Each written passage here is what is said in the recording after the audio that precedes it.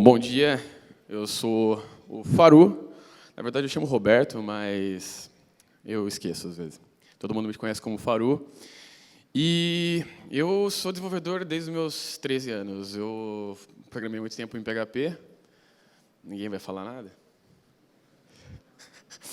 Depois eu fui para Java, fiquei muito tempo com Java. Então, fiquei uns 7 anos como desenvolvedor Java, Javeiro back-end. E depois de um tempo, eu confesso que eu fiquei um pouco de saco cheio. E eu comecei a estudar o mercado de mobile, e eu pensei em ir para iOS, mas eu achei que eu estava jogando fora uma bagagem que eu tinha de Java. Então, eu comecei a estudar melhor o Android e comecei a estudar o que eu conseguia fazer no Android, que eu conseguia aproveitar de conhecimento que eu tinha. Então, a primeira coisa que foi complicado para mim, migrando de back-end para mobile, foi a bagagem profissional, que eu achava mais desafiador. Porque eu era sênior em Java, então eu simplesmente ia mudar de Javeiro para mobile, e ia ser muito complicado, porque como eu ia falar para alguém que eu sou sênior em mobile? Eu chego lá e falo, quanto tempo você tem de mobile? Tipo, agora. É isso aqui, eu estou chegando aí, cara. E nisso eu tive a oportunidade de ir para a Singu, que é do fundador do EasyTaxi, do Thales Gomes. E ele fundou essa startup agora, que é praticamente um Uber de beleza. E ele estava com um desafio lá, ele tinha alguém que tinha feito o mobile dele, tinha feito o Android, já tinha o iOS. E ele me chamou para esse desafio. E quando eu cheguei lá, eu tive muitos problemas. Primeiro, para começar a sair com a minha cabeça do Java e ir para Android, porque tem a mudança de conceito. Eu sempre tentava desenvolver para Android como se eu estivesse desenvolvendo para back-end. E não, cara, isso é totalmente diferente. Então, quando eu comecei a ver tipo callback para lá e para cá, e o que eu via mais, que eu achava mais interessante, é que tudo que o Java já era maduro, eu achava legal que o Android tinha muita coisa para poder crescer ainda, que tipo eu podia agregar muita coisa com o Android. Então, vários frameworks que já existiam no Java ainda estavam nascendo ou até sendo portado para Android, que eu acho muito legal, tipo a API de data do Jack Orton, que é o JTime migrado. São várias APIs que são praticamente a ideia dela no Java migrado para Android. E isso, aos poucos, eu fui tentando entender até os padrões de projeto, que são bem diferentes. Outra coisa que eu acho que essa é a mais delicada, na verdade, é o desempenho quando você trabalha com mobile. Porque quando você trabalha com back-end, escalar um server é muito fácil, saca? Então, foda-se, deixa rodando tudo lá, ordena no server, faz tudo por aí. Quando você trabalha com mobile, cara, eu não sei qual aparelho que está rodando a aplicação. Então, essa parte de desempenho foi muito, muito, muito delicada. Começar a prestar mais atenção em desempenho, memória, e isso foi o que, por muito tempo, eu estava desenvolvendo, achava que estava tudo bem, e na hora que eu começava a fazer meus testes, eu percebia que tinha muito crash. Então, essa é uma parte muito delicada para você que está migrando de back-end para mobile. E o front-end, cara, porque isso aqui é foda, né? Quem trabalha com back-end, eu fiquei muito tempo da minha vida sem ver uma tela. E quando você vai para mobile, você é o back-end, você é o front-end. Que isso, no começo, me assustou muito. Porque eu falava, cara, eu tô tanto tempo só vendo tela preta, só vendo o IntelliJ e Eclipse, que não vejo. Quando eu comecei a desenvolver, eu ainda colocava a mão no CSS, HTML, mas depois de um tempo começou a separação, porque essa coisa de back e front-end para mim é novo, teoricamente, porque por muito tempo todo mundo era desenvolvedor e só. E quando começou a surgir essa separação, eu fiquei focado em back-end, por muito tempo, cara, só desenvolvia serviço, só REST, nem sabia onde estava sendo consumido. Bom, então quebrei todo esse paradigma e fui para mobile. A primeira coisa que eu tive foi encarar um monstro na hora que eu cheguei na Singu. Que a hora que eu cheguei lá, eles já tinham um app pronto para o Android, que a primeira coisa que a hora que eu abri esse projeto, mesmo não tendo tanta experiência assim na época com Android, eu falei, cara, isso aqui está muito errado. Primeiro que todas as regras de negócio estavam na Activity, e não é possível que não tinha um padrão de projeto para Android, mesmo sendo relativamente novo. Eu percebi que todas as dependências estavam desatualizadas e tinha muito lixo, muito lixo no código. Quando eu fui gerar o primeiro build, na verdade eu demorei quase uma semana para gerar o primeiro build, porque, cara, o projeto estava largado e tinha muita lib desatualizada e alguém que já usou Android Annotations, cara, a pior coisa que vocês podem fazer, não usem. Gera muito lixo. E tem opções melhores aí, não é como se não tivesse, não é como se vocês fossem obrigados. E o pior de tudo, que eu acho, tinha uma interface copiada do iOS, que eu acho o pior erro de quem está desenvolvendo para mobile por muito tempo eu fui usuário iOS. Tem algum usuário iOS aqui ainda? Eu estou com iOS aqui porque eu quebrei meu Nexus, mas não é por opção. Mas por muito tempo eu fui usuário iOS e há pouco tempo atrás, na verdade, eu migrei para Android sendo um usuário hardcore mesmo. E eu acho que a maioria das pessoas que falavam mal do Android, falam mal do Android, é porque pegaram a época ruim do Android, que não tinha material e não tinha padrão. E na maioria das vezes que eu via um app ruim, é porque tentavam copiar a interface do iOS para o Android e a experiência é totalmente diferente. Não é a mesma coisa. Você a maioria dos apps que eu vejo que tem interface copiada é bem cagado, porque o usuário é diferente, a experiência é diferente. Quem mexe com Android, eu acho que já está acostumado com uma comunicação diferente. E a hora que eu peguei para começar a desenvolver, meu primeiro problema foi o design, porque não tinha um designer na época. Na verdade, tinha. Tinha um cara de UX bem foda, inclusive. Só que eu tenho um problema na Singu, que eu acho que é mais pelo público que é voltado. A gente tem pouca utilização do cliente no Android, do usuário final. Porque a gente tem dois apps. Tem o app da artista, que a gente chama de artista, que é a manicure, o massagista e tudo mais. E tem o usuário final. E a gente tem poucos clientes, usuários finais, usando o Android. Então, como a interface acabou sendo copiada, e o designer não era a prioridade dele fazer as telas do Android. Então, a gente tinha um prazo para entregar, e ele estava focado nas telas do iOS. E eu precisava trabalhar. E o que começou com tudo isso é que eu comecei a pesquisar, e nisso eu já estava tudo cagado de medo, que eu falei, caralho, já não tem front-end, eu vou ter que fazer design. Fudeu, né? Foi aí que eu conheci o Material Design e, cara, eu acho que meus primeiros, 2 meses de dev Android foi só estudando Material e lendo bastante Material. E eu descobri que o Material não é só uma coisa feita só para Android. Cara, se você quiser, eu podia ter montado essa apresentação com o Padrão Material. Eu não montei porque eu estava com preguiça, mas eu posso montar. E o melhor do Material é que, cara, quem não conhece nada de design, se você não sabe nada de como vou fazer meu app, se você só entrar no Material e ler e seguir a documentação, tem um padrão de padding, tem cores, tem paleta de cores, tem os ícones. Se você seguir o Material, você pode ter certeza que você está criando um app bom. Porque, primeiro de tudo, que dificilmente seu app vai para destaque se você não usar o Material. E obrigado, Google, por fazer isso. E, alguém estudou muito aí para fazer o Material. A maior discussão que eu tenho com o pessoal lá de UX, quando eu vou fazer as coisas do Material, o cara fala que Google não é Deus. Ele fala que Material tem várias falhas sobre as cores e ele sempre tenta mudar algumas coisas que eu coloco em padrão Material. Fala, cara, se Google não é Deus, eu não sei quem é, porque ele é onipresente e onisciente. Só pode ser onipotente. Mas é complicado, porque a gente tem muita discussão. E o que eu tento fazer, cara, é sempre bater o pé. Porque eles sempre já tentaram discutir com galera de UX. Não dá, mano. Os caras têm uns argumentos muito foda, começa a falar de semiótica. Eu falo, foda-se. O Google. Foi muito complicado. E tem algumas coisas que eu tive que abrir mão, porque não dá para discutir com os caras. Então, mas o que eu tentei, pelo menos, convencer todo mundo que Android é diferente do iOS. Então, cara, a gente não vai fazer as coisas baseadas no iOS. Então, com pouca eu pegando as telas, quase nenhum designer, na verdade, eu pegando só as referências da iOS, eu consegui migrar aquilo para isso.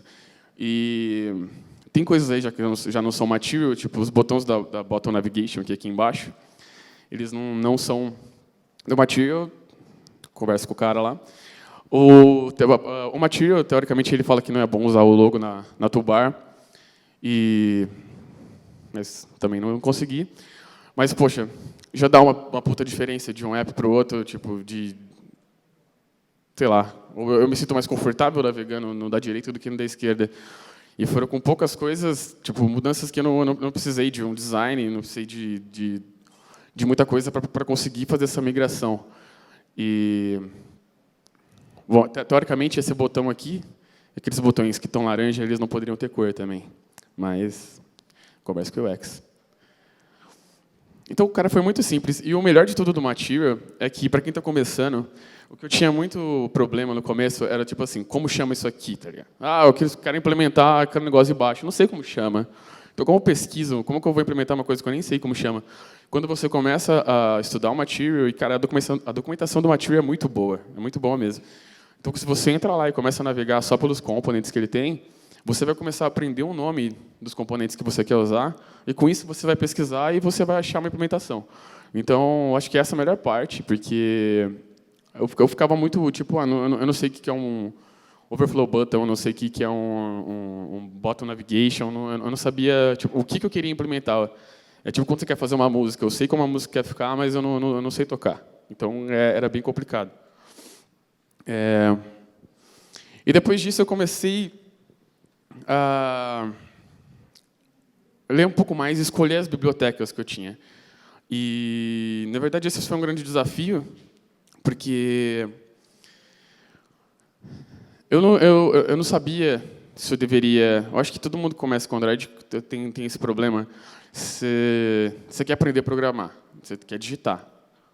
Então, você não quer usar alguma coisa que vai cortar o seu aprendizado. Então, a primeira coisa que eu bati ali, que eu acho que essas bibliotecas são o padrão de quem vai desenvolver qualquer projeto, são todas as cidades que você vai ter em um projeto. O Butterknife, o primeiro, cara, se é pelo Jack Wharton, já pode ficar tranquilo que... né? Então, o Butterknife foi a primeira lib que eu tive contato, a primeira biblioteca que eu tive contato, e que foi na necessidade de eu tirar o Android Annotations. Quando eu peguei o projeto, ele estava com o Android Annotations, que gerava um monte de código, o build ficava demorado, gerava um monte de lixo, o código ficava bagunçado, então eu acho que não entregava o que ele queria entregar, porque era tipo, eu gosto muito de organização de código. Então, quando eu encontrei o Butterknife, eu pensei, por que não usar?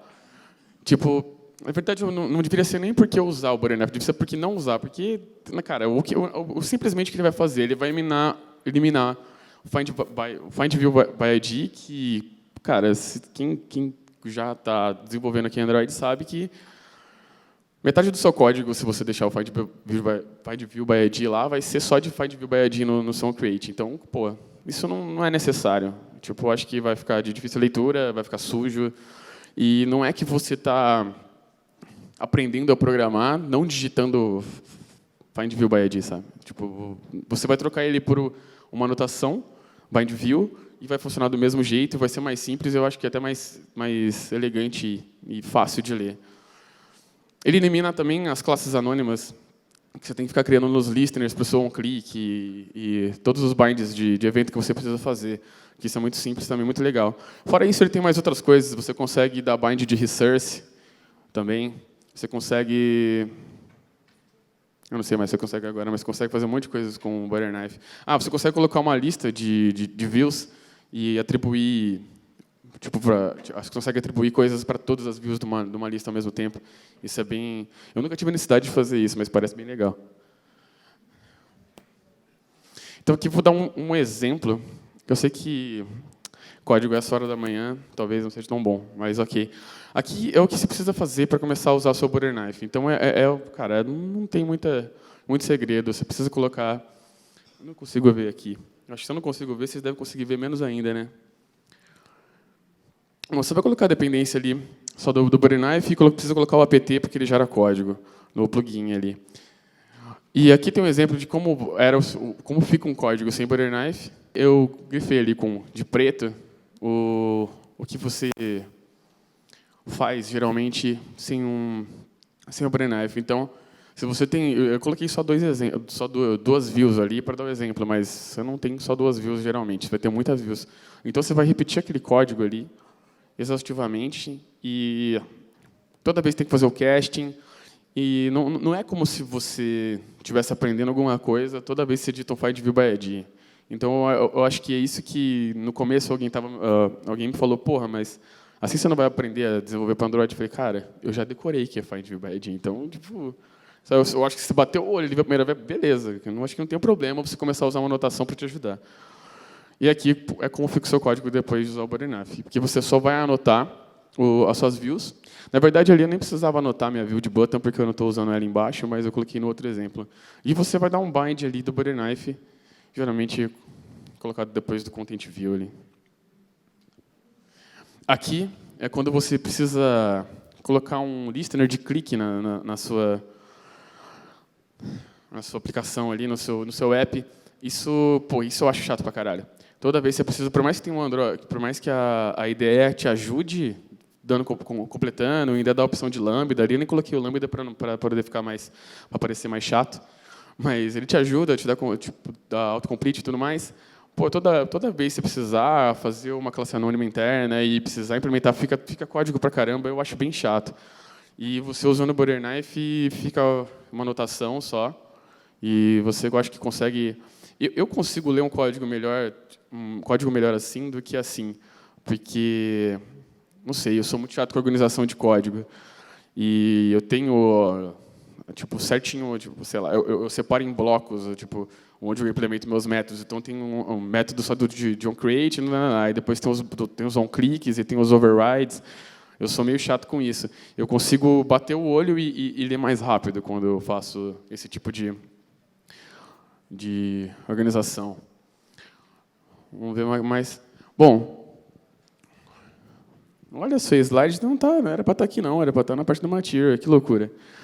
Vamos voltar para o Material. Quem quiser, tem umas dicas do Material que é muito bom. Se você quiser componentes do Material que você não tem no suporte, tem esse repositório do GitHub aí, que é o Awesome Android UI, que ele tem várias implementações de componentes que você precisa. Por exemplo, a Bot Navigation, ela, apesar de estar no Material, ela não tem a suporte não tem ela para você implementar. Então, eu tive que pesquisar uma implementação e eu usei de um cara que chama, eu só lembro o user dele do Git, é How alguma coisa. Então, muitas vezes você vai querer implementar alguma coisa do Material que não está no AppCompat, não está no suporte, então você vai ter que pesquisar alguém que fez uma implementação boa quanto a isso. O legal da Awesome Android UI é que você consegue ver uns GIFs da implementação, então não tem só código e você não sabe o que é. Então você consegue ver o nome do que você quer implementar e consegue ver ali do lado um exemplo de como é a view implementada. Os ícones do Android tem muita gente que não consegue achar direito. E no início eu sempre colocava no Google ícone, nome, material. E era uma bosta, porque aí eu pegava um ícone de uma resolução errada, não sei o que lá. Tem esses dois sites aí, que um é da comunidade e outro é do próprio Google, que você consegue encontrar os ícones padrões do material.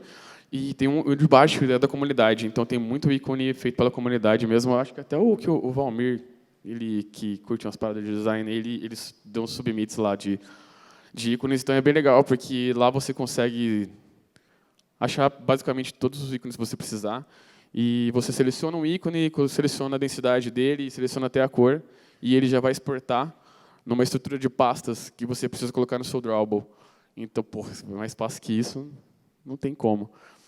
E a paleta de cores, por mais que tenha uma discussão muito grande de UX, que eles sempre falam que as cores do Material não são suficientes. Não sei. Para mim, cinza está ótimo. Seria suficiente já. Mas ali a paleta de cores você consegue montar o seu style já.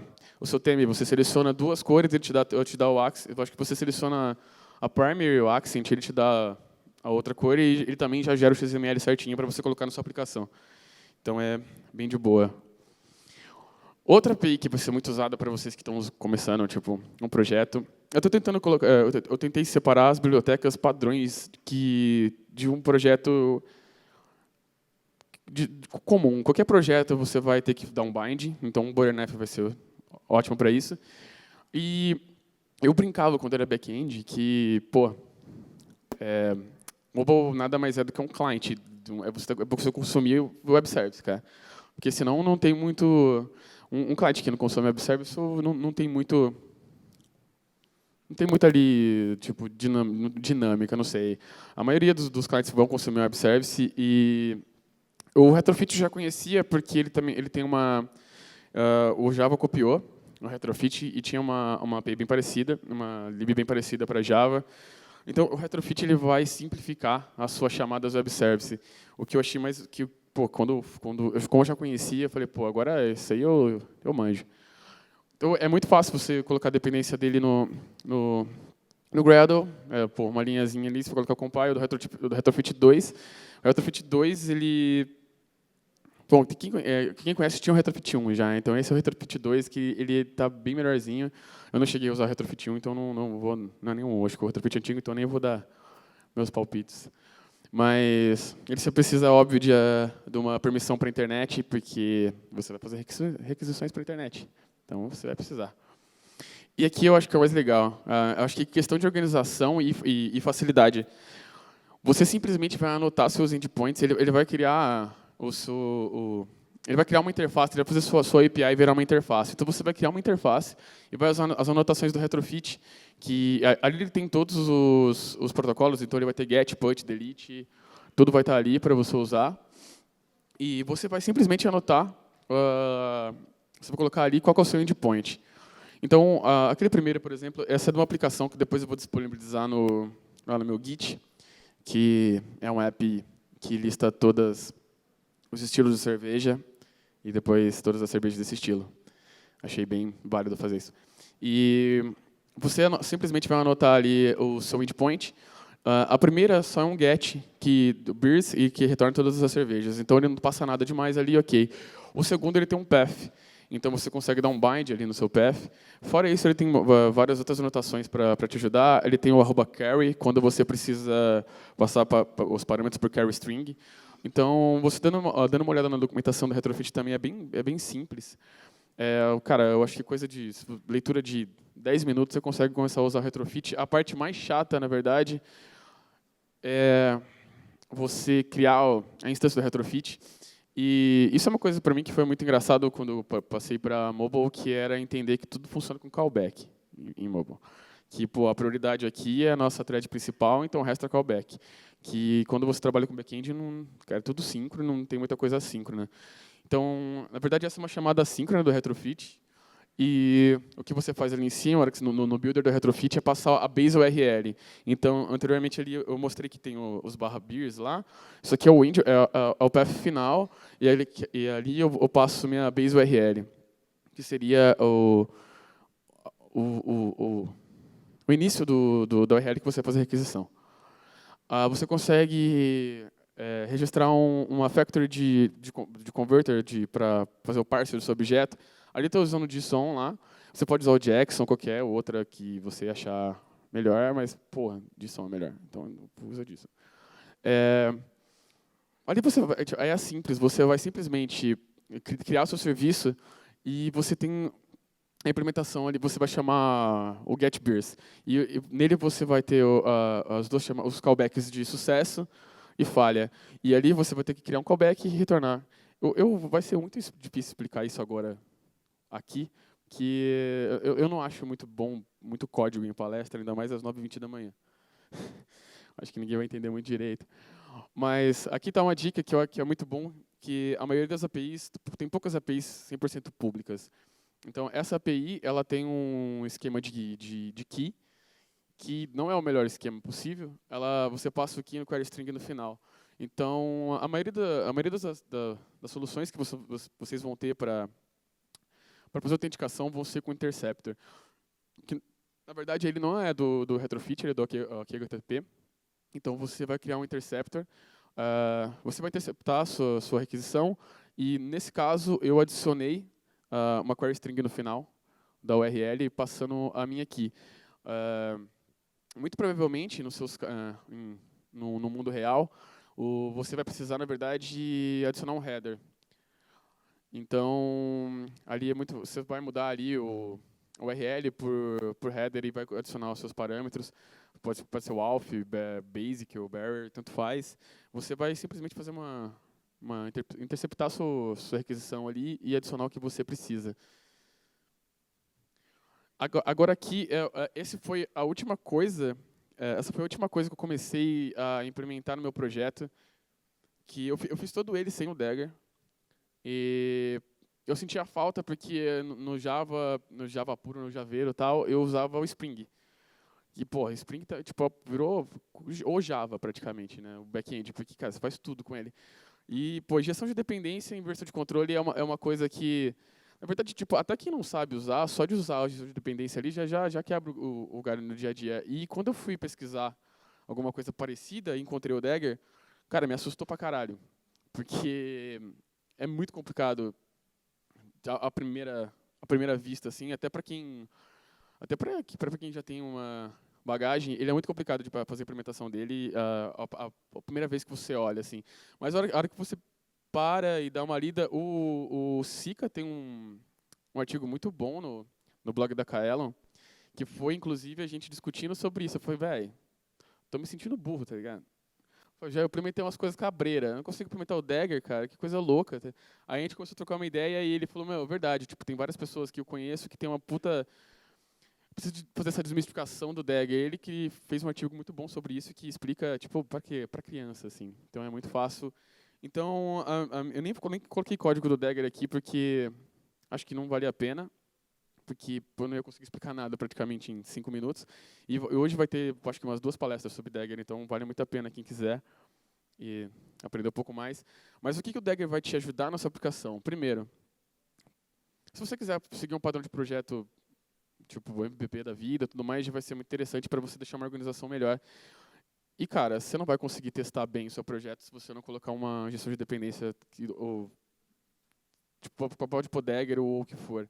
Mas você vai precisar estudar um pouco mais sobre gestão de dependência e inversão de controle. Então, fica aí minha dica. Tem ali o Git do Dagger. E a última que eu coloquei aqui foi o Fresco.